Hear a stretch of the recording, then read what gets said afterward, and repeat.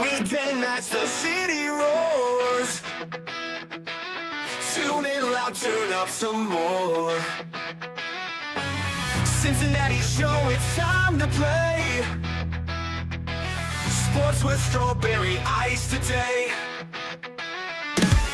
5:30 sharp, don't be late. CTV, the sports awaits. Strawberry ice, he's on the mic, energy, it's good delight. Every touchdown, every goal. Feel the pulse, it's in your soul. Cincinnati heartbeats strong. Strawberry ice will lead the throng. Every touchdown, every goal. Feel the pulse, it's in your soul. Cincinnati heartbeats strong. Strawberry ice will lead the throng. Feel the crowd, it's electric now. Shouting loud, they all know how. CTV got what we crave. Sports with ice, it's waves and waves. Tigers strike and Bengals roar. Every game we want some more. Tune it in and feel the thrill. Strawberry ice, he's giving chills. 5:30 sharp, don't be late. CTV, the sports awaits. Strawberry ice, he's on the mic, energy, it's good delight.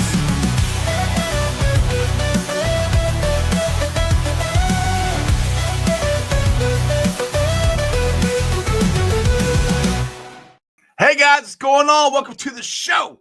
This is Sports with Strawberry Ice. I'm your host, the Iceman, Jeff Trunapole. And as always, I bring you sports from a West Side point of view right here in the great city of Cincinnati, Ohio. And as always, I'm coming to you live from the Ice Cave. And the Ice Cave is brought to you by Priority Lawn and Landscaping. I know it's raining today, but that what means? It means stuff's going to grow. Your shrubs are going to grow. Your flowers are going to grow. Your grass is going to grow. You want somebody to take care of that for you? You don't have to worry about it. Think Priority Lawn and Landscaping. You want your flower beds mulched, your retaining wall put up, paver patio put down, anything lawn and landscaping related. Do me a favor. Think Priority Lawn and Landscaping. Give a call at 513-430-6114. That's 513-430-6114. You can also follow them on Facebook. And when you do, tell them I sent you. What is up to everybody in the chat? You guys are blowing it up already. I love it. We got Keith in there. We got Brad's in there. Paul Painter's in there. Robert's in there. Ghetto baby. Johnny Paps, my boy. What is up? All right, boys and girls. The Reds won today, 9-1, I think it was. So, Graham Ashcraft, my boy, is kicking ass. The rookie in the ninth inning looked unbelievable. Diaz is back down in the minors, and he might not come back up. Who knows? We'll see what happens. But we are here to discuss and rehash the 2025 Bengals draft. Now, I've told you guys this, that I actually like it. The farther I get away from it, the more I like it. I still wish they would have got Walter Nolan, but he got picked one pick before us. I wish he would have addressed the safety a little bit more. But all in all, we got three starters, and we got Taj Brooks, who's he's not a starter of Chase Brown, but he's going to be an impact player at running back. With all that in mind, let's get to my guest today. We got Centaury Miles, and we got John Sheeran. Let's get to both of them.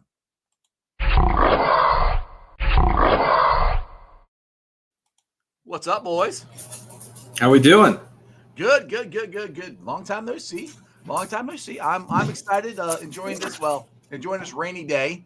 But I am excited about the Bengals draft. I think Shamar Stewart has a bigger ceiling than Walter Nolan does. So I'm excited with that. But also, it's promise versus production. We'll have to find out what that happens this year. But I'll start with John. Go ahead. What's your thoughts in general? We'll have to kick this off with the Bengals draft all in all.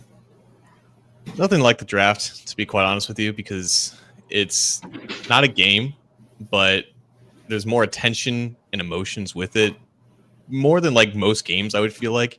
And because there's not like a direct result that happens from it, you get a wide range of reactions to it. I think the Bengals draft is not very good, personally. I think that because of what I thought of the players before the Bengals picked them, and my thoughts on that don't change regardless of what the coaches say about the players. Because guys, imagine you see your friend kind of go through the same cycle over and over again. Maybe it's like in relationships, right? Where he gets, mixed signals from whatever person that he's seen, and like he hears stuff that she says, and like, oh, like I'm gonna convince myself that this is gonna be it, even though he's ignoring like the same things that continue to happen over and over again. That's kind of how I feel like how some fans view the draft, because you can have opinions on these players before they get picked, and then they get picked, and you're like, whoa, I wouldn't have taken that player in that round, right? But then you hear the coaches justify the pick, right? Al Golden is waiting on pins and needles for Demetrius Knight in the second round. Dylan Fairchild is the guy that Scott Peters wanted throughout the entire process, right? And you're like, oh, well, in that case, then these are great picks.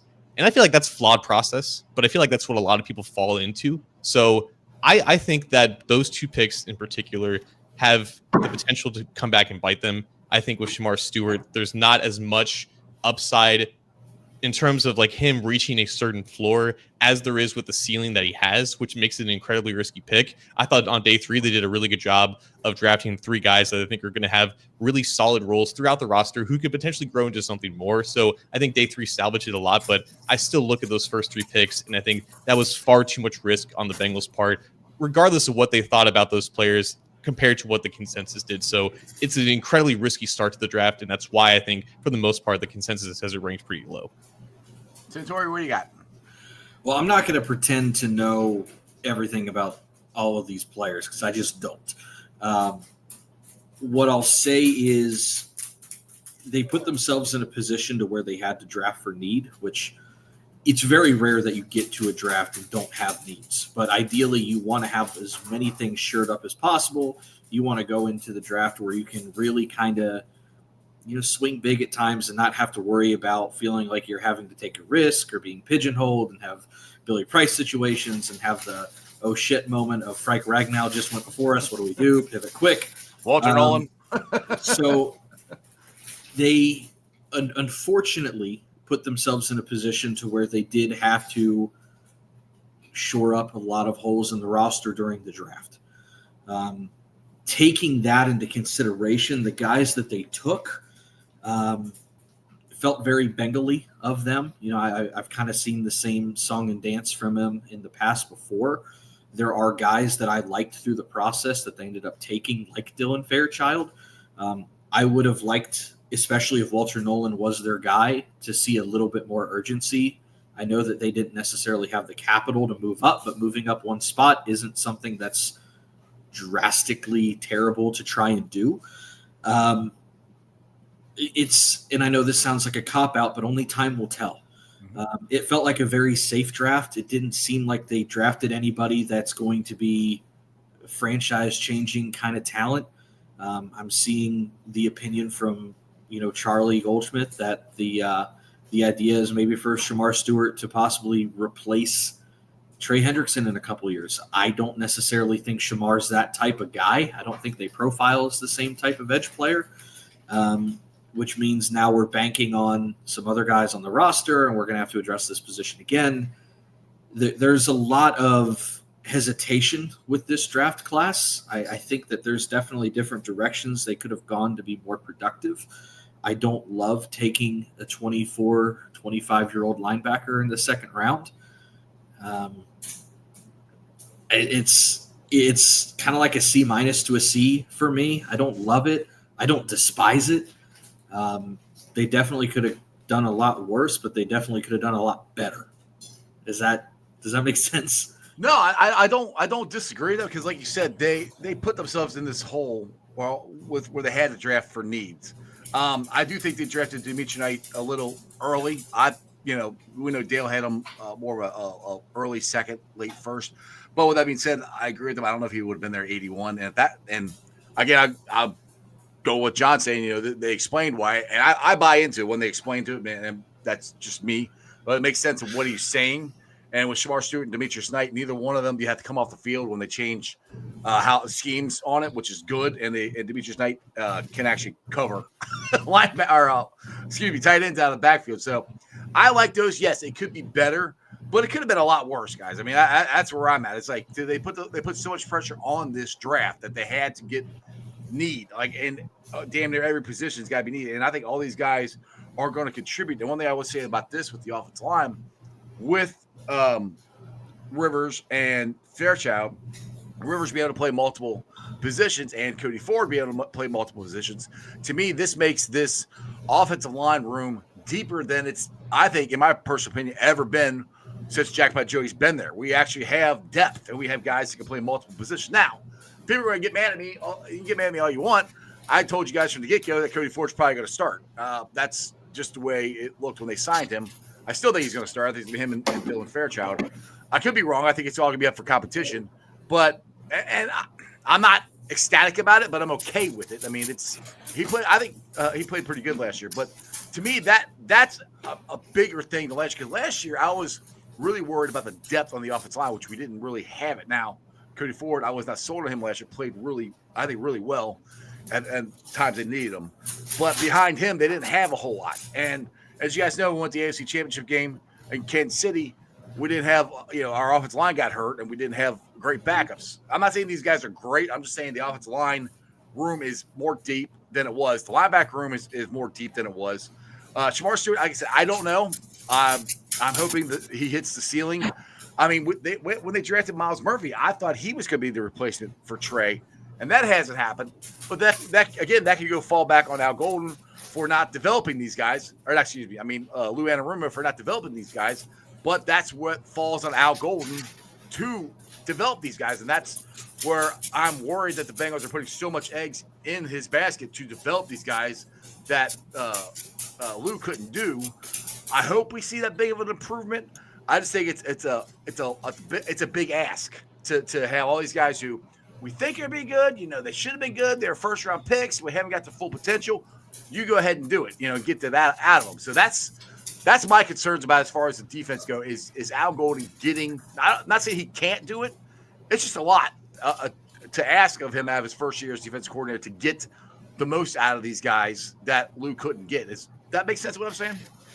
John, go ahead. It does. It does. And I think we knew that after free agency ended. They only added TJ Slaton, who it gives them something new on the roster that they didn't have last year. Something an actual nose tackle. That right.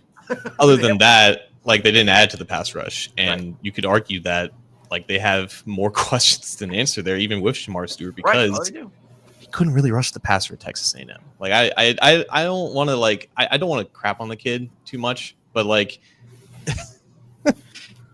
they say watch the tape and look at the pressures and everything like that, and the tape wasn't that good. He was still struggling a lot to win, even in true pass rushing situations, even when you compare him to other guys. So what did you add to this pass rush? You were allowing Myles Murphy and Joseph Ossai to play more, and I think when they played more last year, they showed signs of promise, especially compared to the player that Sam Hubbard was reduced to due to injuries over these past couple years. So you're expecting growth there. You're expecting growth in the secondary. There's probably not a bigger bet that they're making on compared to what they're doing with the secondary, because they added just undrafted free agents to that group. They didn't add any veterans. They didn't add any draft picks, even when we all expected them to at least entertain the idea of drafting a safety. They passed on Xavier Watts and Kevin Winston twice on day 2, and instead are going with Geno Stone. Now, it remains to be seen if they're going to add a veteran to there to give them competition or even boot them off the team. But if it hasn't happened by now, I doubt it will happen at all. So there are a lot of bets that are being made on this defense, but we kind of knew that back in March with the way that they handled free agency. And I always think that there should have been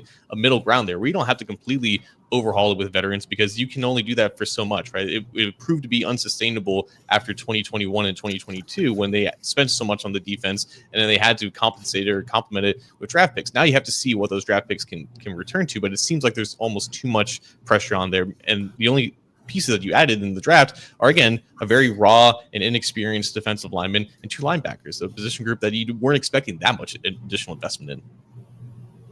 Centaury, what you got? I mean, he kind of summarized it pretty well. The big issue is kind of like what he's talking about is you're going to start relying on a lot of guys that we haven't necessarily seen the promise of yet, right? So Jordan Battle hopefully has not seen his peak yet. Dax Hill looked like he was starting to find his footing at corner before he got hurt. DJ Turner, same situation.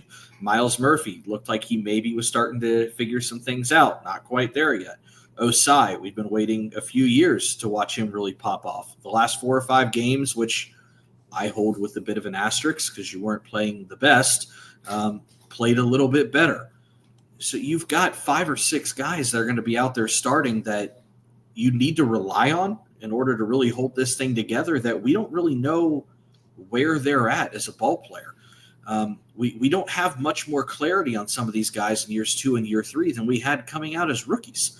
So there's a lot of question marks on that defensive side of the ball. I would like to think that Shamar Stewart is going to be better than what the corpse of Sam Hubbard was last year. That doesn't seem like a very nice corpse. Doesn't seem like a good, very high bar that we have to Very beat. handsome. So, you'll probably get a little bit more juice out of pass rush, but are you going to get 17 and a half sacks for a third straight year? That's not something I can necessarily bank on. It's a whole lot of production. It really is. So now we're running it back with the same interior line with the exception of Slayton. BJ Hill was very mediocre last year.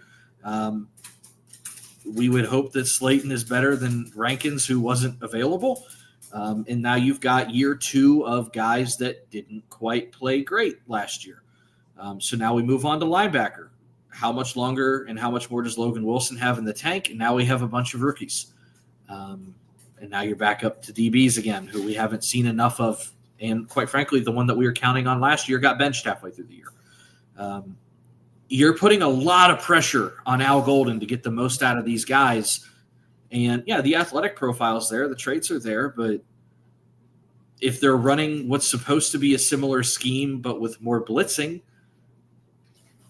I mean, it's going to be a tough ask. I mean, they're putting Al Golden in a really rough spot defensively. On paper, they should be better.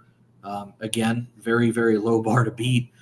But it's going to be a struggle. It's not going to be as seamless as what people are hoping for. No, I think it's. I don't know. Well, I hope it's not going to be a struggle, but I do think it is a big ask. I said about Al Golden, and we'll see if he's up to it. Now, Paul Painter wants to say, John, are you saying we are better than last year with the draft? Oh, is that a question? Yeah. It's not a matter of if they're better or not. Like, I think Barrett Carter is a good player. I think Demetrius Knight is a good player. I think both of those guys can contribute immediately. With the draft specifically, it's not about the guys that you add right now that make your team better right now. In a perfect world, you add players that can do that, but also you got these guys for 4 years. Typically, you have them when they're 21, 22, right? And then you play them for 3-4 years. You see what they are. You develop them. And at that point, they're in their athletic prime. Then you can make a more significant financial decision on them to, I know this is wild for the Bengals, but maybe re-sign these guys, right? When they're good, right? Like, yeah, like crazy, right? But that's the appropriate thing to do. It's a long-term investment in these guys. And typically, sometimes the guys that you draft early on may not fill an immediate need, but they fill a need that comes down the road 2 to 3 years. And I think Barrett Carter is a great example of that because they could need a replacement for Logan Wilson in a couple years. And I think he makes a lot of sense with that. So talent-wise, yeah, like compared to some of the guys that they lost and some of the guys that they added, they could be marginally better right now. But the draft is about, are you making the appropriate decisions with the resources that you have? Whereas if you had the chance to draft a soon-to-be 25-year-old linebacker with a top 50 pick, that's one of your most valuable resources to invest in some of the youngest, best players in this draft. I'm not saying, again, Demetrius Knight doesn't make them a better team at linebacker. I'm saying, was that the wisest use of your resources when you're comparing to the alternatives? It's opportunity cost at the end of the day. Well, I'll put it to you this way. One thing is we all know and hate probably that the coaches are the scouts, and there are 2 new coaches that these are their guys, and they wanted them, and the Bengals listened to their scouts, their coaches, and got them. So, however you want to look at it, that's the way the Bengals do things. So that in my opinion, that's why they got them. And again, it just puts more pressure on these guys. Like, hey, we got you guys, and this is what so you have to develop them. Brad here says, and we're talking about safety here. Brad says, Joe D, my boy Joe Damon on Fox 19 just reported the Bengals are looking for a safety now, which I don't think that's surprising. We knew that. There's who's the safety out there? I can't think of his name right now. That's a free agent that everybody keeps talking about. Do you guys remember? Everybody keeps running Simmons' name by it. Yeah, he hasn't necessarily performed in a year and a half. I don't know. Great. Again, I haven't watched the tape. I can go off of numbers and data, and the numbers and data are saying he's not much better than what Geno Stone was. He's a better athlete. He might be in some better positions. He's also 5 years older. Yeah. So it's Well, I keep putting it out there that I think they should add to the room. But Tyson Anderson, I think he not that he should be a starter or anything like that. But I'm hoping he gets more of a run this year because a lot of his problem he hasn't been able to stay healthy. He's been more of a special team guy. But I think he could be make some plays for us this year in that safety room. Still think we should add to the room, obviously. What's your guys' thoughts on? There's a just real quick. There's a parallel there. Like I think Sean Williams he was a 3rd-round pick in 2013. He was a special teams savant for like a handful of years, right? They got him on the field more in his 3rd year in 2015, and they had him start for a year and then they extended him. Like I think before the 2016 season. That's like a interesting parallel I think with Tyson Anderson, who I think if they don't sign anyone could get that opportunity if Geno Stone doesn't show up. Yeah, I agree with that. I mean, but again, I still would like them to add to the room because it's kind of thin. That like I said, the linebacker or not the safeties, and I would like to get to another interior defense lineman. That would have been nice. Like we got a lot of guys I think that are more run stoppers than actually pass rushers. The only one that I think really consistent pass rusher and Centaury touched on him a little bit, and he's kind of wasn't as productive last year as BJ Hill. That's really the only consistent passer. I mean, McKinley Jackson, Chris Jenkins. I mean, I think Chris Jenkins has a better shot of maybe actually being a pass rusher than McKinley Jackson. McKinley Jackson more of a run stopper. Am I off base on that, or what do you guys think?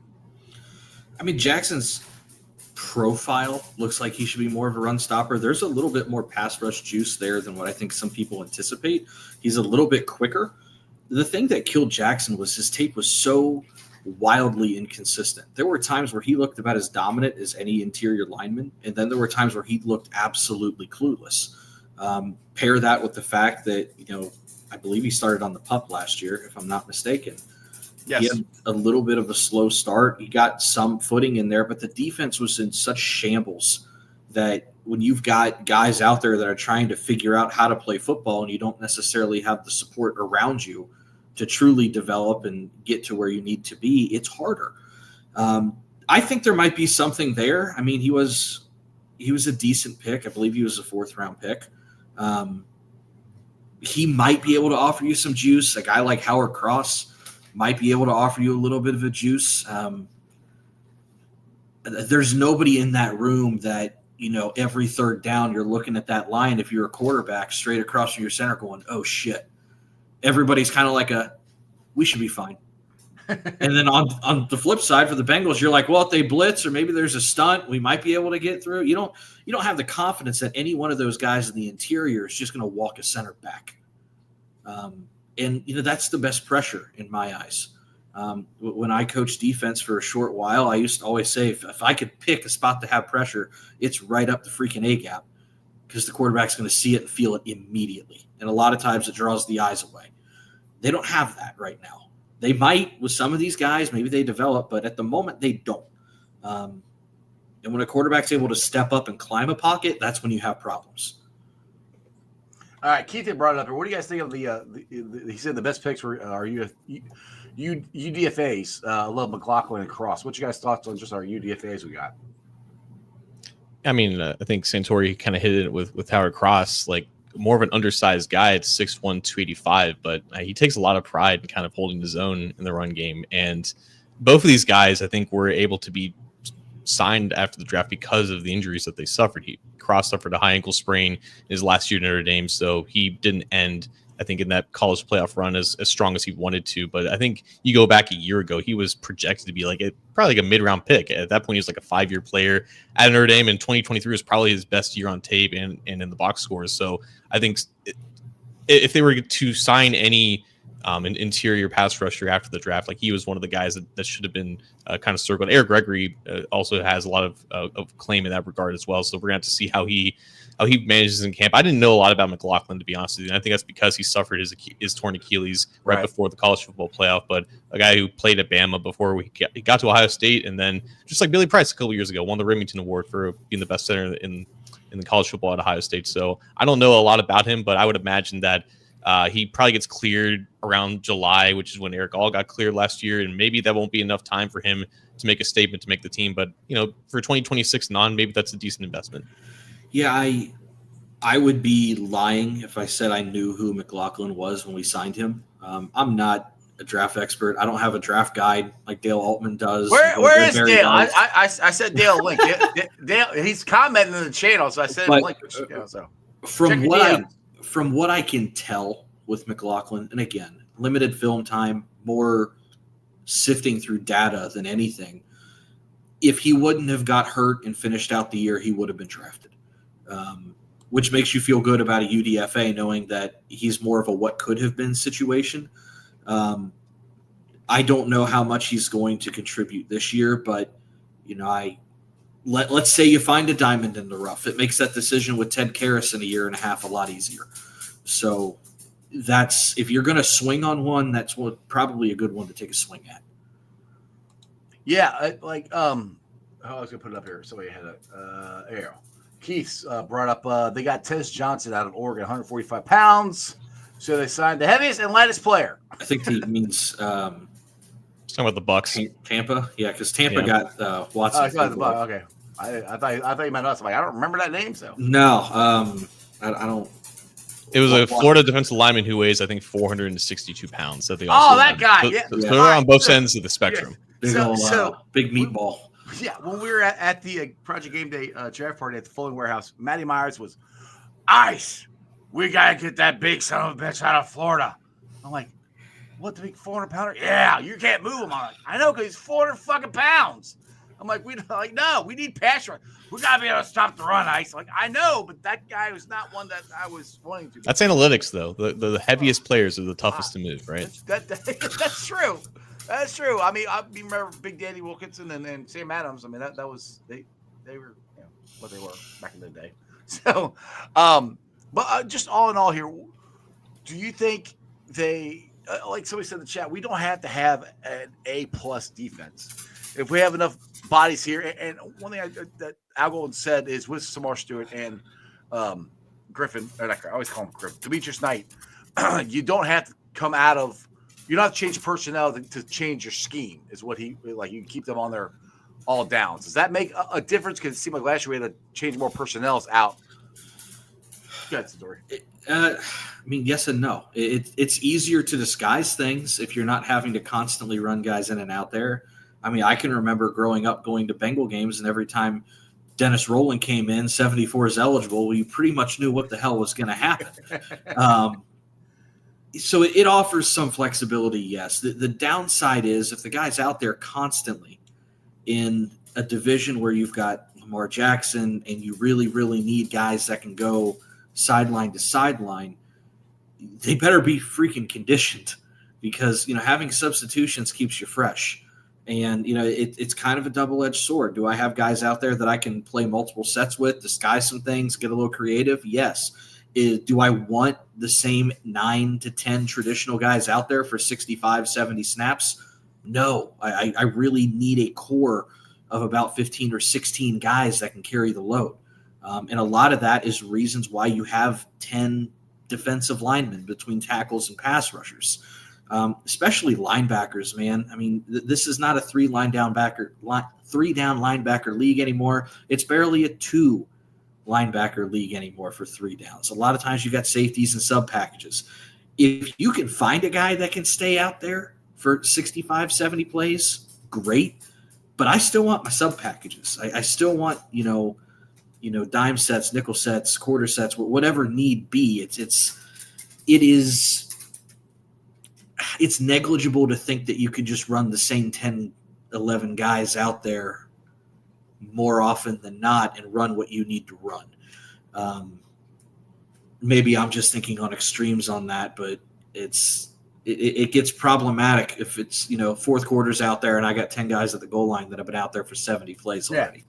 Yeah, no, I always like when Zim was our defense coordinator, we had rotation. I mean, those guys, especially on the defense line, he just rotated them in and out, and I would like that because I've said this, I'm hoping that we can get at least some snaps off of Trey, because I think Trey, he's getting older. He's going to do better with less snaps to be more effective. Hopefully we get something. And the thing is, we're asking a lot out of Miles Murphy, who we haven't seen much out of. Jason Wasai, we haven't seen much out of. Jamar Stewart, we don't know anything about. So we're asking a lot out of them. My other question is, so Al Golden had – I'm going to mess up the name of the spot he had, the I don't know, he had that special position or whatever. Viper. Thank you. Do you think Barrett Carter did they draft him for that spot, or what's your thought? How do you think they use Barrett Carter, sorry.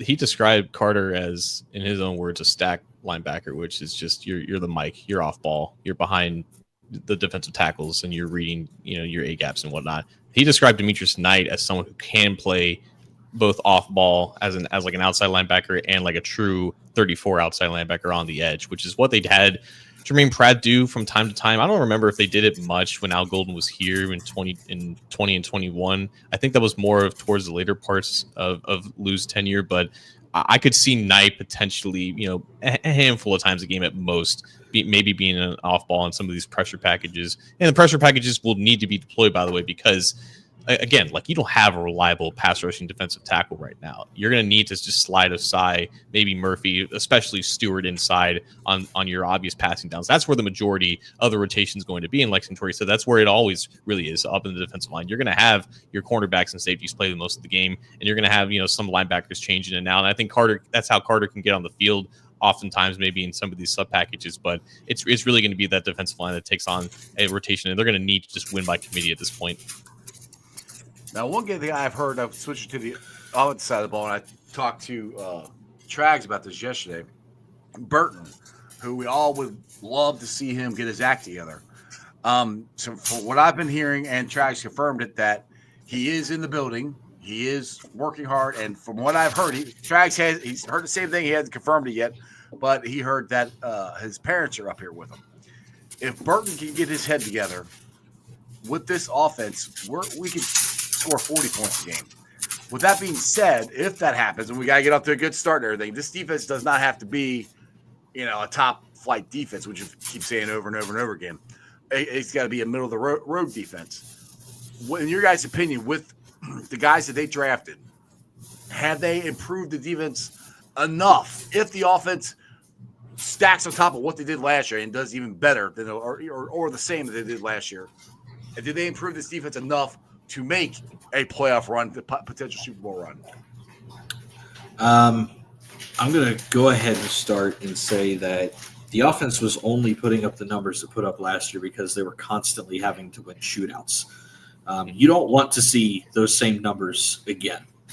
Okay. I'm hoping to. Sorry, not there. This is where I come back to with hopefully the guard play we have and the added running backs. That's where hopefully we control the ball more. That's what I'm hoping, but we'll see. Sure. The guy that you would want to see on offense take off because of this would be Chase Brown, because I'm playing a little bit more ball control and have leads, and I'm not trying to win shootouts. Regarding the defense, I don't think it's a personnel problem as much as it is you need to really hope that Al Golden has his shit together with this scheme. The guys that are going to be out there, maybe they're a touch better. They're definitely more athletic than what we had because, Pratt was a human missed tackle, and like we said, Sam Hubbard wasn't doing much last year. So you probably improved on those fronts, which that's the core of your defense in the middle of the field. It's more going to be on if Al Golden can develop some of these guys than it will be the guys themselves. That's the big thing right there, yeah. And, regards to the offense, the question was if the defense is just average. I guess in a hypothetical that makes sense. I'm tired of trying to shoot for average on things because we've been saying that about the O-line for 10 years, and we haven't quite got to an average O-line yet either. I'll put it back to this one. Back to where it was in 2021 when we went to the Super Bowl. Is there a chance they can get back to that? Because that was a little above average, but not by much. We turned the ball over a lot. That was an opportunistic defense more than anything. Mm-hmm. And that you create your own luck with those things. You create opportunistic defenses by making people go 15 and 20 play drives, because at some point you're going to have a holding or a fumble or a drop pass or a deflection. If they can keep people from chunking them for 10 and 15 yards, I guess in theory that may happen. I don't see them being the 21 defense, just because that team they were scrappy to a degree. And they got pressure on the quarterback at times. I don't see the pressure there yet. Dan, what's your thoughts? You're jumping in here. I'm just here to talk about Teen Just since Crip brought that up. Do you guys watch Righteous Gemstones? I mean, that's anything with Walter Goggins, man, I'm in. You gotta love some Walter Goggins. But no, Crip was making me laugh with the Teen Just comment there.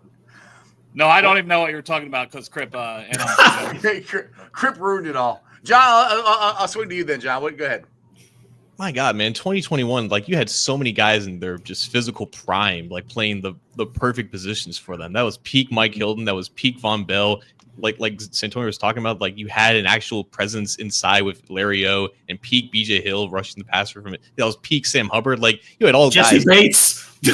Peak Jesse Bates, right?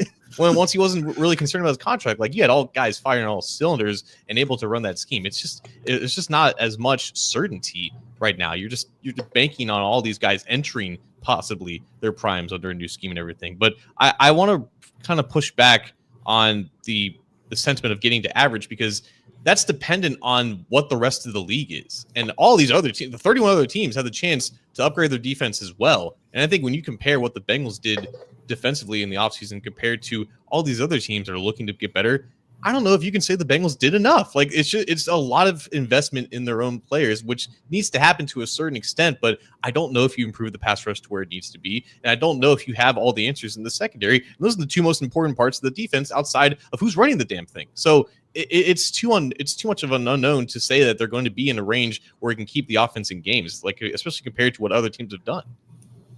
All right, Dale, you caught up now? You ready to go? I don't know, man. We have a lot of definitely maybes, and that's what makes it scary. I mean, it is clearly we're banking on Al Golden and the new coaches, right? Yeah. And that's why Lou's not here. And that's part of and they did it again. You know, the first two picks was defense, but in the top 3 rounds, and I put that earlier, it's 10 out of 13 picks in the last 4 drafts on the defensive side of the ball. You can say, well, they were bad picks. You can say a lot of things. Obviously, Zach Carter is one of those, and he's not even here. So I understand that part of it. But at some point, you also have to say you drafted these guys in the first, second, third round with premium picks. They should probably be on the field more. You expect to see more out of them. That's still a lot of on-paper talent. How many first-round picks we got on the defense side of the ball, Dale? Yeah, we got a lot of first-round picks on the defense side of the ball. Somebody's got – I mean, they were first-round. There's talent there. We got to be able to get it out of them somehow. It's probably a little bit broader if you said how many premium picks are over there, and that really, really, really escalates. If you look at, just day 1 and day 2 picks on that side of the ball, it's a lot of them. Yeah, they should be. We should get more out of them than we have been. And I think that was the frustration with Al Golden, or I keep saying Al Golden, with Lou, and that's where like I said, that's where the Bengals are. I hate to always look at the Bengals, but that's how they're looking at it. We spent all these draft picks, all this draft capital on this side of the ball, and we're not getting shit out of it, Yeah. So we got to get a guy who can get something out because, like, let's just talk about Dax Hill. I'm glad they picked up his contract, but Lou drafted him to be a safety. He didn't work out at safety, so they moved to the outside corner. He looked pretty good, but he got hurt. So I'm glad they extended him, but we still don't know if he's going to be a solid number 1 or number 2 quarterback on the outside. I mean, his best spot, we all could agree, is probably on the inside, but I think with Josh Newton on there, because they're paying Dax the money, so he's going to be outside. So these are things that should have been found out already, and this is what Lou's downfall was, in my opinion. Yeah, I don't disagree, but I also think, like, okay, you brought in new coaches, and you have invested the 10 out of 13 last top 3 round picks into defense. So you're hoping, and it's a lot to do in one off season, but they got to hit the ground running, and that's the hope, right? Mm-hmm. Being a Bengals fan, sometimes it's just a lot of hope, hope and prayer. Hope is not a strategy. It's not, but but that's where we're at, right? Know? But if it's like, okay, if that don't work out, then it immediately doesn't it then, and the defense sucks completely again, and you see no development from any of those guys, and it's awful. When does Duke Tobin's seat get hot? I know probably saying that because it's the Bengals. Never. It should be scorching hot along with the entire 3 scouts in the front office and everybody else, because if it's the draft picks, then you need a complete overhaul of that side of it, which they need to add more. I mean, that's stuff we talk about all the time, but to me, that's a big problem right now too. Well, I'll put it to you this way. I said this when Zach came out and said it was his decision to fire Lou and to fire the other old offensive line coach. It was my decision. To me, that firmly took it off of Duke and put it on Zach. And to me, honestly, I'm like, if this doesn't work, Zach's the one that's more likely to get fired than Duke. And to me, if it doesn't work, they both probably should be. But that's just the way I'm reading the tea leaves. John, what do you think about that? Duke is essentially family. He's never going to go anywhere unless he wants to. Like, that's just is what it is. Zach and everyone else is on a 2-year clock right now. That's something that I felt stronger and stronger about as this offseason has progressed. I wanted to wait until there was some finality with Trey, but I would imagine if anything does get done, it might just be he takes a 1-year deal, which would keep him under for the next 2 years. Zach's deal runs through 26. I don't think that they convinced Al Golden to leave a phenomenal job at Notre Dame if there was any risk about this all being blown up after a single year. I think he gets also 2 years. I think most of the players' contracts right now, aside from like Chase and Burrow, are just here for the next 2 years. You can look at Tee Higgins the same way, where that contract is, you can get out of it after 2 years if the absolute worst case scenario were to happen. I think this is entirely just a 2-year plan of putting everything on Al Golden, putting everything on Zach Taylor to make the conglomeration of talent that they have work. And it may come to the point where you realize this talent just isn't it, where then you would look towards the people who are making these decisions. But that's the risk that they're taking, right? Because they're not shoring up places on the roster that they should with veteran talent. They're putting it all on, like, these evaluations better be hitting. Yeah, so one of my favorite things, I'm glad you said this, and I just want to give you a big hug through the screen right now. And Dale, I send you a billion spreadsheets over the course of 3 days periods anyways. I always look 2 and 3 years ahead at contracts. If you look at 2027 right now, between the coaching staff and who's rostered, woo! There's a lot of empty spots. They got a lot of work to do. They got a lot of shit to figure out over the next 18 months. They really do. And quite frankly, I agree that Zach's on a 2-year clock, but if this season goes bad, and in my mind, bad is Joe is healthy and they don't make the playoffs. Like last year, yeah. Yeah, if Joe gets hurt, unfortunately, that buys coaching staff's excuses. I hate that, but that's the truth. You see it every year. Oh, well, the quarterback was hurt, so we really don't know. Well, let's assume that doesn't happen. And for sake of argument, if Joe Burrow makes it through the full season and there's nothing drastic that happens personnel-wise and they don't make the playoffs, it could be the end of Zach just then and there. Mm-hmm. You've heard rumblings that Zach's seat's been a little hot in the past. I don't know how hot it's been. I do believe when there's smoke, there's fire. I do think the last 5 games probably did save a lot of trouble for him. I think it cooled the seat off, if not saved his job. I do think he'll survive this year at least, but if they don't get some serious shit fixed in the next 18 months or so, he's not going to be here at 27. I do believe that firmly. So let's roll to the other side of the ball, the offensive line, which is something I've been very concerned about. And I wanted them to go out and sign, solid guards. I would love them to sign 2 of them. They didn't. I mean, I think Fairchild and Ford are going to be our 2 starting guards. I don't think it's set in stone. I think it's going to be competition. But if those 2 are your 2 starting guards and then everybody else is the same, in your guys' opinion, did they improve the offensive line? I'll go right on horn. Dale, I'll let you go first.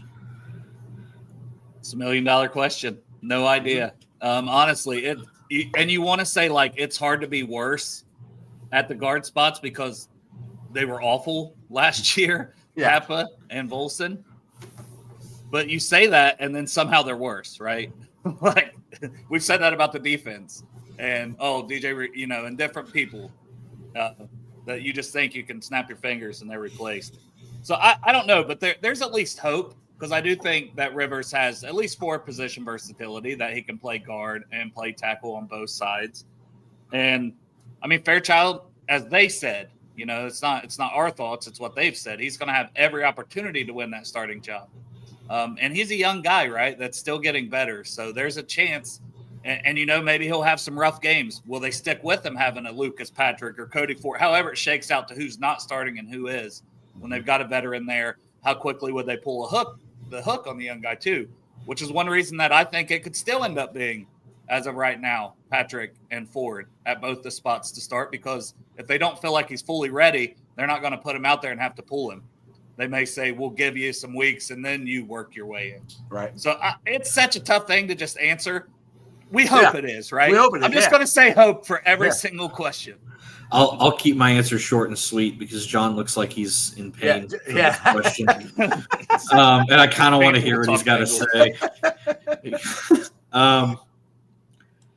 My theory for development is you're only going to develop well in two scenarios, or two things have to go right for the scenario. One, the coaching has to be right. We've seen great talent go to awful coaches and just murder it. And two, I think the talent around it has to be at least decent. What I worry about at right guard right now is the development of Amarius Mims. Right guard right now is a huge question mark. He's in year 2. He's on his second O-line coach. He's a first-round pick, and this is supposed to be a cornerstone moving forward. That scares the shit out of me right now because the development for that man could be thrown completely into a blender depending on what happens with this coach in right guard. I don't want to see a regression there. I don't think you will. I think he's young. I think he's very talented, but these are concerns that I have.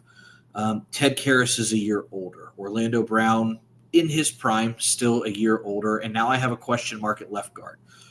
So everything bracketing my center, who is, if any of them are declining, it's probably Ted. He had a good year, but he's just getting older. It's inevitable. The weakness is right up the gut right now on paper, and that scares me. It was last, but again, you asked, did they get better? Right. I don't know if they got better. I know they were bad last year, but I at least had continuity last year. This year, I don't have continuity and everything's new. Mm-hmm. There's two thoughts to that. It's all new. They're younger. It's a bright future. We're moving forward. Yay. Or they're all new and it's a new coach and I have no idea what the hell's going to happen. It could either get really good, it could stay the same, or go really bad. I don't know, but I'm really, really worried about it. I'll be honest. All right.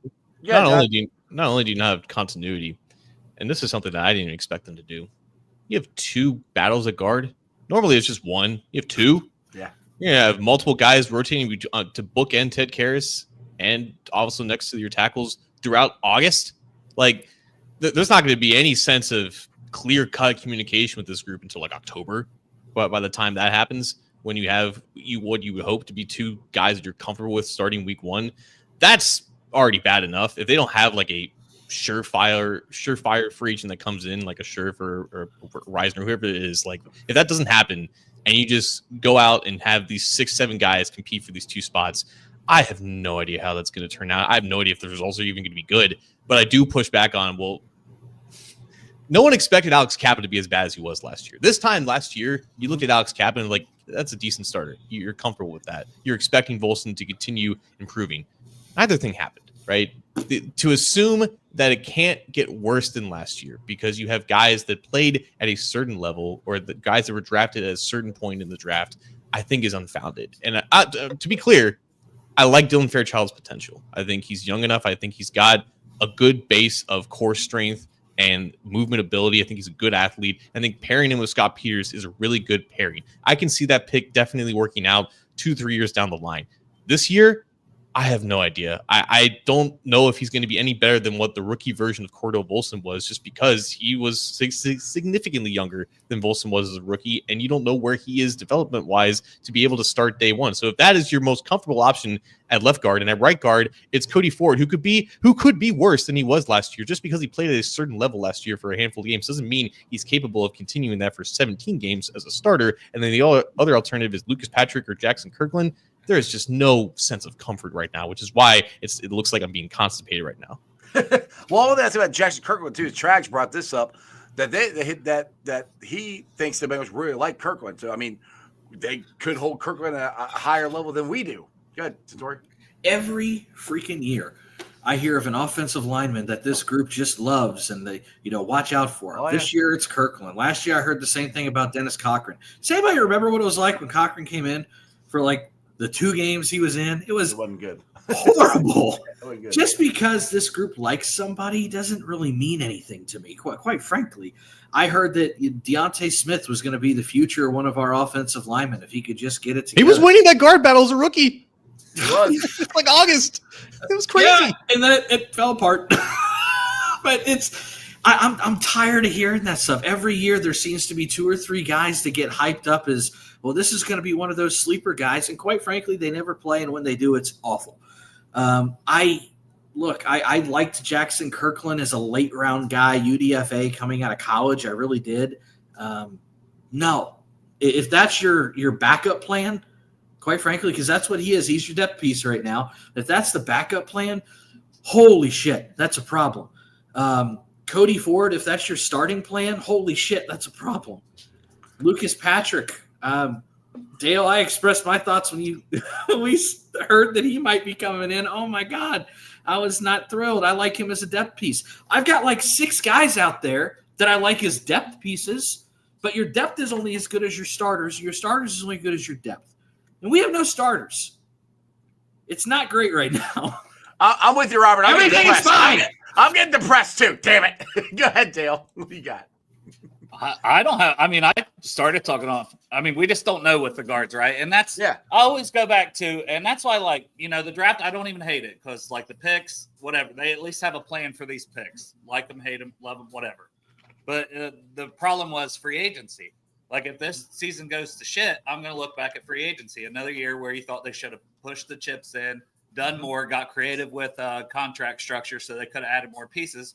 And those pieces, Jeff, we talked about a million times being at minimum, you end week 1 of free agency with 1 starting caliber guard. And they didn't do that. And we wanted 2, but we were like, can we just get one first? Because that is going to make a battle royale for at least another spot feel a little better on paper. Right. You're that's fighting for the 1 spot instead of 2, like John said. Yeah. Same thing, linebacker. We thought, well, if Pratt's not in the plans, they're going to go out and get it. Now, that got a lot of guys re-signed, so that was something I think a little out of their control with linebacker. Safety, okay? Do they love Geno Stone? Or why not go out there and get another guy in here regardless, because he's got 1 year on his contract after this year? There were just a lot of things that I thought they could have been more proactive in free agency so they wouldn't have had to be reactive during the draft. So I know they go hand in hand, but to me, it really, if shit goes down, it's downhill this season again. It's because of the lack of free agency moves. They just won't get creative with cap structures, and they won't really invest in free agency like they should for outside free agents. They did it, and we went to the Super Bowl. Yeah. And then that was it. Yeah. Can I answer a question in the chat real quick from Divine Thought? He was talking about, Scott Peters needs some time, or we need to see what he can do with development. My biggest issue with how we treated Frank Pollock was the fact that he couldn't develop the likes of Jackson Carman, Deontay Smith, Trey Hill, Hakeem Adeniji, insert another garbage player here. Your coach's ability to develop is so dependent on the actual player's ability. And I don't think that they gave him, like, Centaury is a coach, right? He would know better than anyone, right? I can do a lot with the right system with a normal guy. But if you give me a bunch of garbage, there's only so much I can do with it. And it's like, I do think that there is something to be said about Scott Pierce's background. I'm very intrigued by it. I think there's a lot of promise there. And again, I think there's a baseline of Fairchild specifically where you could get a lot of development out of him. But if we're talking about him developing the likes of Lucas Patrick, who's 32 years old, Cody Ford, who's getting up there as well, like these other guys, like I don't think there's as much room of improvement as maybe you'd like to say, even if the guy's a freaking miracle worker. You have 3 guys that need, really 2 guys that need to maintain, and that's Orlando Brown and Karras.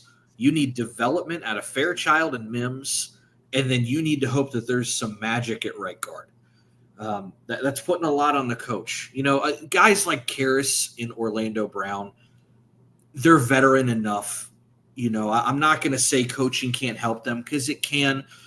But at this point in their careers, they know what they can do. They know what they need to do. They know where they need to be at in order to be successful. Mims is still going to need that tutelage and help. Whatever's going on at right guard is going to be coaching and scheme to Band-Aid that together. Fairchild is going to be in the same position as Mims. He's got 2 guys that he's got to coach. He's got 2 guys that can kind of hold down the fort and probably, if they're veterans doing what they're supposed to do, help the younger guys along. And then I know I keep bitching about right guard, but holy shit, it's just a void right now. Now, one thing I'll say here, now I'm everything we're being depressed. I not that depressed. I think the draft is good. I think these guys can be good. Keith says, that's just me. I'm always looking at stuff, half glass full. Centaury, my dad said you can't make chicken salad out of chicken shit. I don't think we have chicken shit. And I don't think that's what you guys are saying. That you just don't. There's too many questions. These guys are talented. They could work out. Am I reading it wrong, or are you guys just saying they all suck? I don't think you guys are saying they all suck. No, right. Mims doesn't suck. Karras doesn't suck. Fairchild, the athletic profile, doesn't suck. Orlando Brown doesn't suck. You got 4 guys there that should be good to plus players, right? But so much of everything relies on coaching. Look at last year. You've got guys on the defense that don't suck.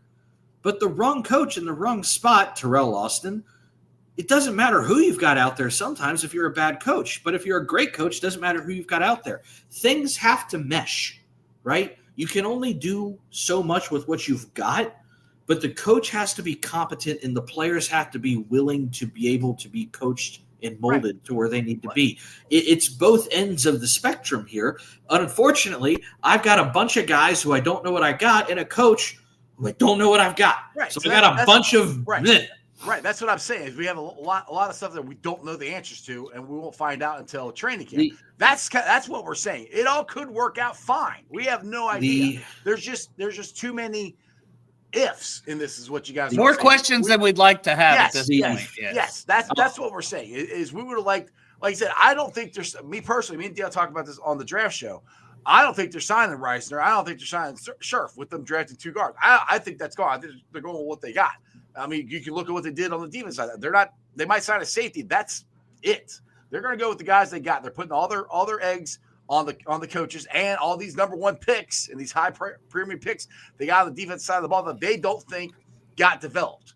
Right? They don't think that's why those 2 coaches were fired. They don't think they developed them. That's you with say what you want about it, but that's what them getting fired means is they did not, and they didn't. Well, I mean that's not. That's why there's new coaches, and that's the hope, right? And that's what I'm saying. Like there's still a lot to look forward to. There's new players, there's new coaches. Yes. Like at least it's not the same old coaches that weren't developing the same guys with the same draft and same free agency. That was finishing 32nd every year. Maybe we finish a little better. That's all. There's a reason why they play the games, right? No one's saying don't watch it because the season's going to be terrible. No, like the reason why we're saying stuff in this manner is because we're evaluating what is in front of our eyes right now, and because you can't go by anything else right now. Yeah, because it's this time every offseason. Like, oh well, they made improvements, right? They improved off of last year, and they didn't get it done last year, right? And it comes back. It's the same exact cycle over and over again. I'm trying to look past the cycle that we're in right now. I'm trying to just best predict what is most likely to happen with this conglomeration of talent. And there is a reality in which this all works. Is it the likely reality? In my opinion, no. Is it impossible? Also, no. No, it's one of those things with anything in life. The more variables you add to something, the greater chance there is that it doesn't work. You get a larger portion of uncertainty with more variables. Unfortunately, on the offensive line, there's now more uncertainty and variables than there were at the start of last year. And this is where we could all be wrong. Because at the start of not last offseason, but this part last year, we thought the offensive line, all right, I've got 5 starters. But that's fine, Right? Yeah. And this is where I didn't have uncertainty and it backfired. This year I have uncertainty. It could still very much backfire the other way, and it could be great. But we're adding more variables into the mix, and that's what's scary. Yeah, exactly. So I mean, it could go either way, but if I'm hedging a bet, it's not a good way. It's that's why I go back to where I keep saying they're putting a lot of eggs in one basket on their 2 coaches. I mean that's the thing. That's the game they're playing. Go ahead, Dale. I got some positivity. I like the running back room. I love the running back room. The running back room. Yeah, I love the running back room.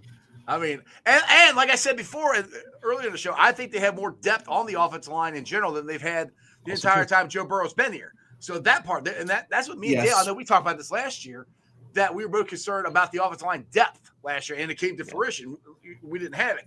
We have it. We do have it, despite what, so we got enough guys to throw out there that should be good.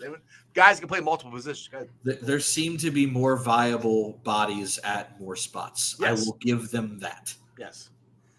So in that aspect, Abrams, I mean, we're not saying it's shitty. It's just there's a lot of ifs on this that we don't. As May 1st, we don't know the answers to. And that's what I think all these guys are saying is we don't know. We can't sit there and say they definitely got better at defense. They definitely got better on the offensive line. We hope they did, but we don't know. It's just a lot of potential out there. This is the most unique team in the NFL, and it's not even remotely close. They have the best quarterback wide receiver combo in the NFL. Something that's so unbelievably valuable, and they have another extremely good wide receiver, right? Like that, no one can touch them in that regard. That's always going to keep them competitive. But if you were to tell me that this same team has, on paper, at best an average offensive line and at best a below average pass rushing unit, those are incredibly important spots that can make or break your season. There's a reason why the Eagles went as far as they did. And for them to not add enough certainty at both of those position groups where you're like, they're fine there. Like, it's possible that it can work out, but I don't think that there's enough there to be confident in that they can get them over the hump, which is where it's the genesis of this entire thing. They have these incredibly valuable pieces, but they don't quite have enough certainty around them. And my biggest gripe with the draft, just for the draft specific part of it was, as it's been for years and years in a row now, is a pass rushing defensive tackle. Like every year, it's like we're getting one, right? We're gonna get one. And we were one pick away from getting him down. One fucking pick away. We say that every year. We're one pick away from our guy. He just went right before us. Just throw a dart at a board at anybody that can rush the passer a little bit in college football. That's going to be probably the guy I'll be asking the Bengals to take next year. And the team before us, yeah, the team before us that picks will take him before us. That always happens. Oh my goodness, guys, this has been a fun conversation. But I mean, I get everybody saying we're being depressing. Like, this is the truth. I mean, this is facts. This is what we have. I mean, and I am the most optimistic guy there is. So, but they're not lying. I mean, what we're saying here is facts. There's a lot of talent here. There's a lot of potential. It can go all the way to the Super Bowl. It can go all the way to not make the playoffs next year. It just depends on coaching, development, and etc. It's also May 1st. It's also May 1st because we haven't seen anything. We have no idea. Nope. Season starts tomorrow. We're screwed. Season's over now. It's over. Hopefully, the next thing that'll happen is they sign Trey Henderson. I hope to God that happens. I do want to put this out there for the people that still want hope. I'll give you some positivity. Thank God. The roster's not set. There are now, granted, the majority of it's set, and majority of the greatest ways to get your best talent is set. However, there are still trades that can happen. There is still the waiver wire, and then there is still going to be that massive cut down day where roughly 1/3 of the entire NFL loses its job in the span of 24 hours. Yeah, there is get still a BJ Hill for Billy Price type trade. Exactly. Maybe in reverse. There are still things that can happen to shore up a spot. It's your roster's not set. This is not the 90, quite frankly, that you're going into opening day with. It'll be okay. It truly will be okay. You'll be looking at the roster from May 1st to September 13th or whatever the opening kickoff is for the Bengals, and you'll go, that does look a little bit better than what it did in May 1st. Yeah. That's just inevitable. All right, Jeff, I'll hop out first, brother. Thanks for letting me pop in for a bit. I'll let you get. Hey, all right, see you guys. I'll hit you later. Robert says, "Will they start slow again? Then what?" Well, I think I didn't hear this, but somebody commented yesterday that Zach said he's talking about playing more starters in the preseason. And I think I don't know if that's true or not. Did you guys hear that? I haven't heard it. Starting slow,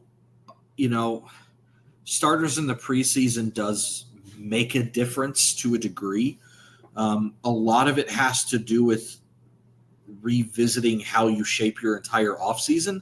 And a lot of it, like John was saying earlier, has to do with finding the guys that you're probably going to be rolling with on week one a lot earlier than right before week one.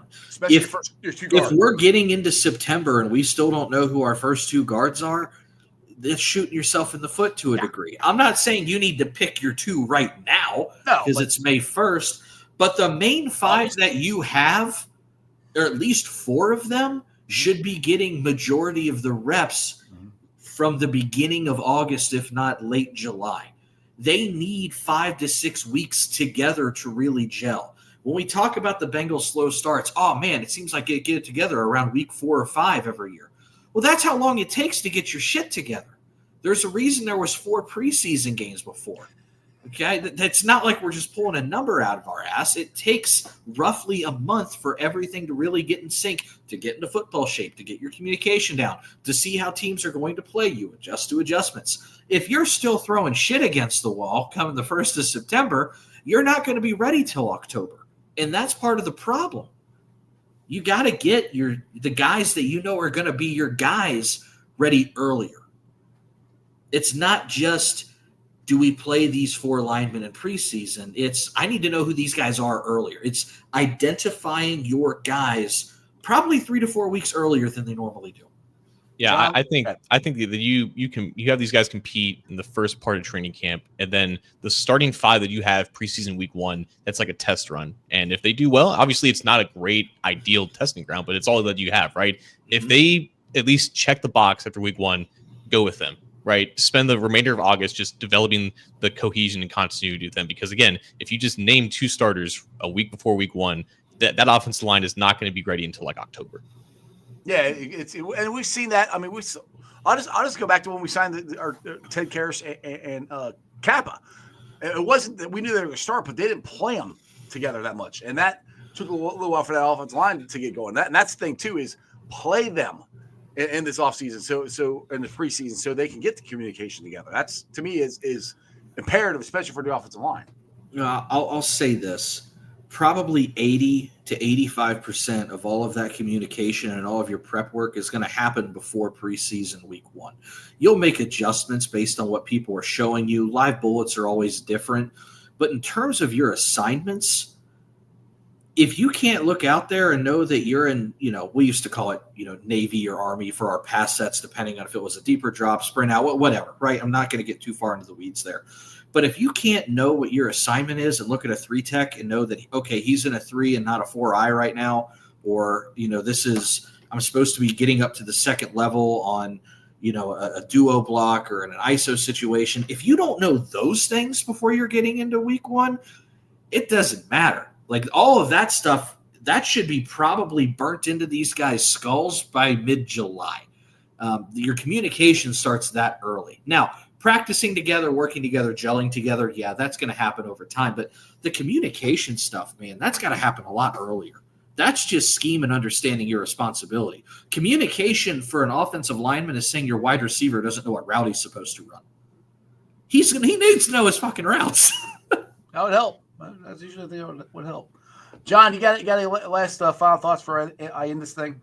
Well, first of all, I didn't know that Tom Brenneman was still on the radio. Yeah, he just got brought back to 700. Yeah. Wow. Morning show. 5 years, huh? Well, that's interesting. But no, I do remember when after they hired Scott Peters and Jerry Montgomery, they were both asked about how does this team kind of fix the slow start issues, and they were talking about it. It all starts in like April once these guys get back in the building, and then in May, and then drilling more of intense type of sessions, whether that is making sure that you have your P's and Q's down and making sure that you're on the same page. And there's kind of a reemphasis of that. I think that's going to happen as early as, in the next couple of weeks when these guys actually start to practice together for the first time. Anything that you can do to drill into these guys' heads, like by the time that you show over to training camp, we can't be having these same errors that have plagued us so many times in the 6 weeks leading up to the start of the season. So whether or not they play more in the preseason, like that remains to be seen. I would expect it to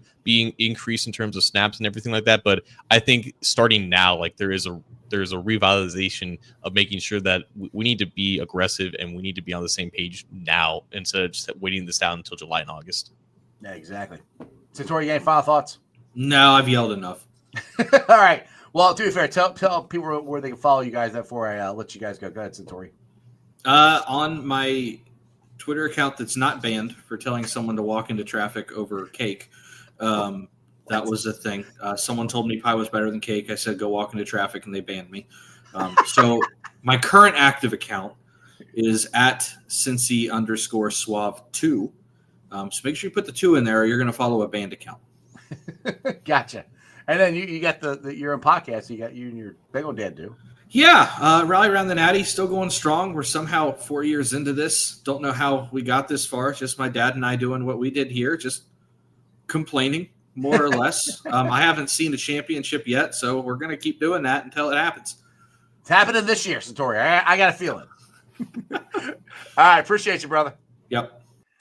All right, John, go ahead and plug some Damn, you stuff. left? Let's go. Yeah. I was going to ask, is it all pie and all cake? Go ahead. There you go. I'll put it back Okay, on. so we were Because that's outlandish. No. we were talking, and it was Coach Minich of all people, like someone I You have told him to walk into traffic? we have a good relationship. Okay, He's a new father. This was a while ago. Damn it, Centaury. His child was getting younger. I said cake is better than pie, and he said no, pie is better than cake. I said I can do so many more things with cake than I can do with pie, and he's like, no, this isn't true. Friendly banter back and forth, and my sarcastic ass had to go to the 10th degree and say No. traffic. And of all things, what ended up happening was Pork Chop texted me and said, prove it. And I said, well, what pie do you like that's not a cake? He said banana cream pie. So I shit you not, I went to Walmart, and this was back when Walmart was still open really late, probably almost midnight, and I baked essentially the fixings for a banana cream pie and a vanilla cake. So I made it like this banana cream pie vanilla cake, whatever it ended up being, right? But I had like the vanilla wafers and chunks of banana in there. I drove it down to his place of employment at 1 o'clock in the morning and knocked on the door and made him eat it in a parking lot to prove a point. And it was So damn good. So what you're saying is he got you to make you something spectacular Yes. for free. Yeah, and that was the joke that came out of it. If you're ever hungry, just tell Centaury he can't cook it, and it'll be on your front door. Well, I would love for you to make me a pumpkin cake because pumpkin pie is elite. So I got you, brher. I just need an address. I'll And it might be send at a 2 in parking the lot morning. address here. Oh, God. See, this is the fun Twitter stuff we have. I like this. All right, Centaury. Appreciate it. Okay, brother. how about now? See ya. All right, John. Plug some stuff, brother. Don't follow my Twitter. There's enough people there. Go subscribe to Oh, the YouTube people are channel, going to come at you now. Like, you're so negative, John. What's wrong with you? A to Z Sports Cincinnati. We just reached over 1,000 subs, so that was a really cool milestone after 8 months of doing this. 111 videos, over 230,000 views. So we're growing. So I'm really proud of the progress that the channel has made. So let's keep it going. A to Z Sports Cincinnati. Awesome. Appreciate you, John. And come back on again. And, you know, maybe this Yeah, all we'll work see. out. We'll see. Thanks, John. See you, Jeff. brother. All right, guys. I hope you enjoyed that as much as I did. Yeah, I know it's a little depressing than I normally do, but I mean, what they were saying is true. I mean, there's a lot of ifs. I believe the ifs are going to work out, but that's just me. I think there's a lot of potential there. I've said this from the get-go. I think they're putting, I keep saying, put a lot of eggs in the two coaches' baskets because there's not a lot of veteran players there, but there's a lot of number one, high-end number two draft picks on that, especially on the defensive side of the ball. It's just got to develop. The talent is there. Talent is there. I'm looking for a big year out of Joseph Osai. I think Miles Murphy is going to take a step, but it's May 1st. I don't know. I hope they do. I think Shamar Stewart can be good. But again, I have no idea. We'll find out. That's why they play the games. That's why it's May 1st, and this is why we can discuss it. We can discuss this. So I hope you guys enjoyed it because a lot of you guys didn't sound like you're very happy with what's going on. But thanks for watching. I've been live streaming on ZTV Online, YouTube, X, Facebook, and Twitch. You can follow me on all those, along with Instagram, Threads, and TikTok. And my shout out to my sponsors. As always, it's Priority Lawn and Landscaping. If you need some grass cut, some shrubs trim, flower beds, mulch, anything lawn and landscaping, think Priority Lawn and Landscaping.